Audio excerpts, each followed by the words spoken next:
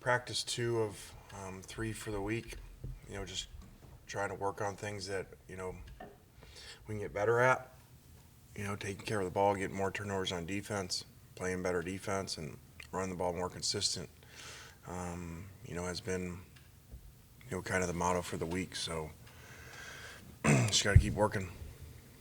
John starts off.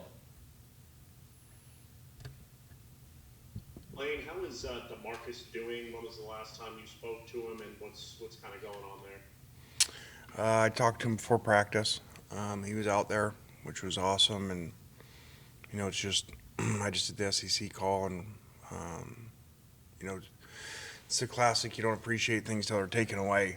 Like I've said before, like lost wallet or lost cell phone. You lose one, and then you get it back. You're right where you started, but you have this great feeling, and that's what it was like. Just that was a scary deal to watch. If you haven't ever seen something like that, you can't understand it. 18, 19-year-old kid laying there and can't feel anything is, pretty scary. Go to Nate. Lane, what are the next steps for DeMarcus? Is there anything else medically he has to be cleared for, or should we expect to see him anytime soon? What's going on there? Yeah, I think they said that he would fall into concussion protocol rules, and it's got to clear everything, before he would practice. Go to Parrish. Lane, you mentioned practice 2 out of 3 for the week. You adjust practice time any because of just what happened Monday and the way it just kind of ended abruptly? We did not, just miss those reps that day and just, stayed on course. So this is what it is. AJ was talking to us about the defense cutting down on loafs against Vanderbilt. Do you guys have a point system or something like that that you use in games, a system and practice, a system to evaluate guys like that? We do. There's a million categories on there. The big one of the biggest ones is loafs. So they get negative points for missed assignments, different things, and positive for other things. So, it's kind of their point summary of the week, like their report card. David, go ahead. Lane, Ashante mentioned that you guys started prep work for South Carolina today.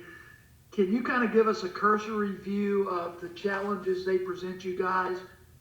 I think they got really good players on defense. They run the ball really well on offense with a really good running back and a really good offensive line.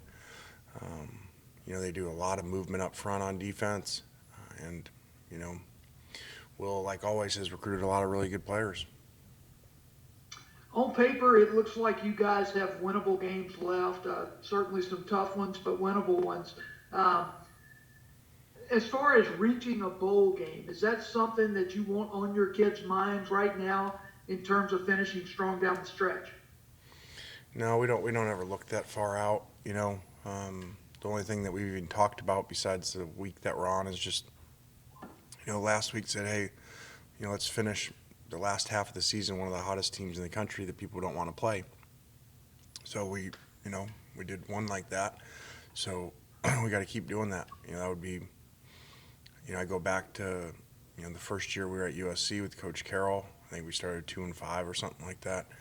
And then finished, I think with 4 regular season wins or something like that. Kind of, catapulted into a great run there and helped in recruiting a lot. Thanks, Lane. Yep. Nick, go ahead.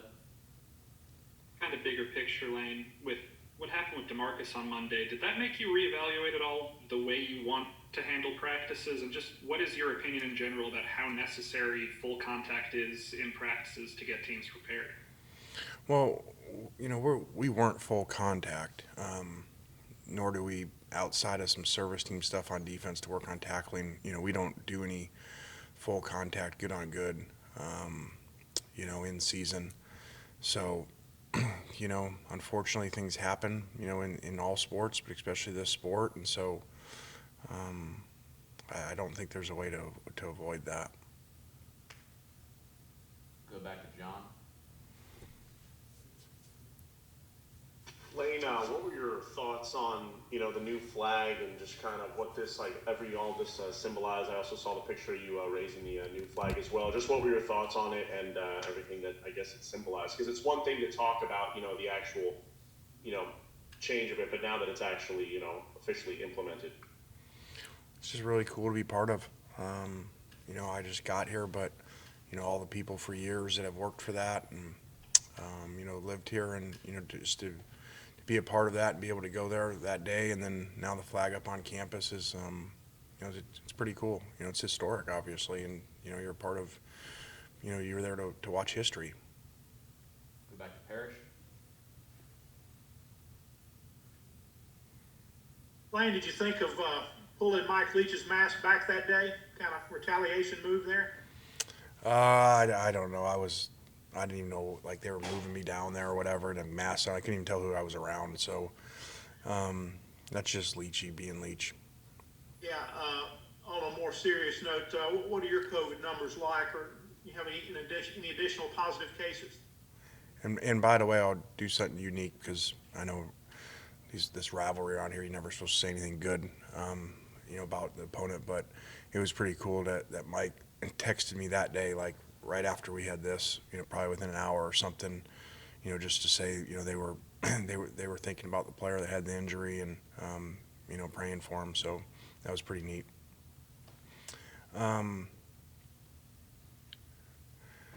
COVID, we've actually been pretty good. We had one yesterday, which did not have any close contacts. So we're pretty good. I'm very nervous about this weekend, with guys going different places and stuff. So I don't know, all I can do is talk to them about it. When will the players be released, and when will they return? They come back Sunday night. They still have academic stuff, Thursday and Friday, but they're done with us, tomorrow after practice. Back to David. Lane, I want to ask a couple of recruiting questions here. Traditionally, this is a week that you guys would be able to be out seeing guys and things like that. Due to the COVID situation, what are you guys doing differently recruiting-wise, if anything, to kind of combat that? And then I want to ask you about maybe the fragility of everything on everybody's side, coaches, recruits as well, with not having the opportunity to forge those personal relationships in this class. And do you think there'll be that opportunity? Maybe the NCAA will lift this moratorium or something like that before these guys sign. First off, David, I'm a football coach, so a couple of those words you just used, I have no idea what they were. So they're a very, very big word there off the bat. So I think I know what you were asking, though. We're just doing the best we can. There's really not much you can do. It's just like a dead period. You just can call and FaceTime and, write letters. That's about all you can do. So it's very unfortunate for the kids that they don't get to go through the process of doing all the official visits, being able to meet everybody.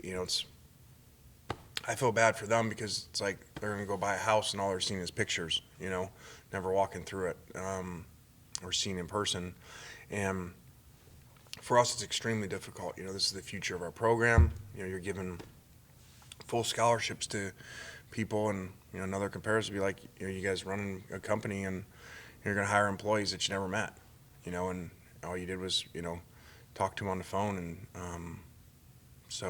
and some of them aren't even playing, so you can't evaluate how they're playing right now. So now, and then some are playing and you don't know, well, okay, their junior film looked better than their senior. Is it because they've got worse, or is it just because they weren't able to work out like normal because of COVID? So it's not a good situation. We'll go to Nate. Thanks, Lane. Yep. Lane, I just wanted to ask. But I think on briefly that, about- really quick, I think on that, just so that you see when you're watching it, I know I said a year ago, but more than ever now, we're not going to reach.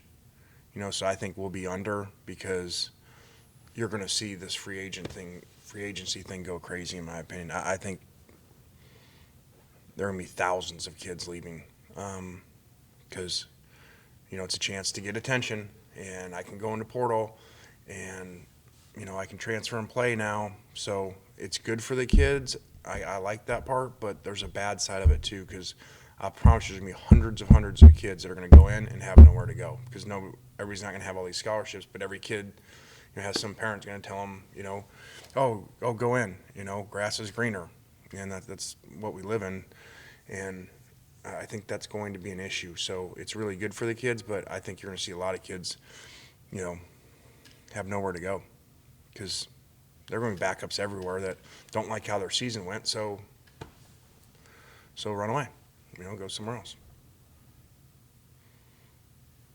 Go ahead, Nate. I just want to ask you briefly about just kind of social media, Twitter and stuff. We joked about it, obviously, when the fines and stuff last week were coming out, but how has your kind of importance, the value you've put on that kind of changed throughout the years? Well, I'm glad you didn't ask me about the fine being the same for myself and another coach and what the two coaches did. So thanks for not setting me up there and asking that. So, so the use of Twitter, I think it's great for recruiting. I think it's great for attention to the school. At FAU, our president there loved it. Dr. Kelly, and talked about out-of-state tuition, our first year there, because the attention with the football program was the only thing that changed and went up, 40%, I think, applications. So, the attention can help a school. You've seen that, when schools start winning, like Alabama, but I just go back to when I walk into a house or the first time on a call, with a parent. I mean, I hear all the time, hey, we love your Twitter. Like, it's awesome to watch. Like, we love following you. And so it's, it's an icebreaker, and people kind of, I think parents kind of feel comfortable with it. Like, they almost know you already. When did you kind of first realize that could be an important tool, be recruiting or connecting with fans or anything like that? Well, at Alabama's assistant is when they first saying, okay, hey, you couldn't text, but you could direct message recruits and parents. So that's really how it started. I don't think I had it before that. I don't know if I did, but if I did, I wasn't using it. And then it's just kind of taken off. And now it's just, I just feel like I'm a normal person on there with a lot of the stuff that I do. And I think it's good. I think it's healthy, instead of always being so concerned of everything that you do and always being coach speak. And so our players like it, our fans like it, and recruits like it. So, for people that don't, they really don't matter in, what I'm hired to do. Go ahead, Neil. Hey, Lane, I was curious if you had any reaction to the SEC passing the regulation about you guys having to do all your warm-ups on the field now and all that stuff. Well, we got a rule made after us already. So, like Gus told me before the game, we were joking about it, and he said, I feel like, we have a rule made every year we play Alabama. There's some new rules. So, in that matchup there. So, I don't know. I actually learned about it 2 minutes before I walked in here. So, it is what it is. I don't know. I mean, I don't know why I got to go, especially like the Alabama game. It's pouring rain. Why do I got to go out and sit in the rain to warm up? I mean, and then I got to come back in, change everybody's jerseys, change everybody's pants, socks, all right, all that. So that morning I just said, well, why would we do that? Why wouldn't we just warm up dry? I mean, I don't know.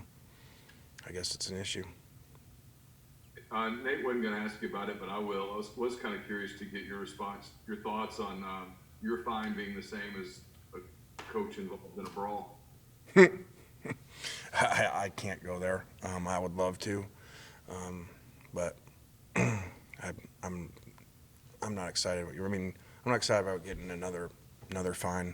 We've already taken pay cuts here for COVID, so be careful. I understand.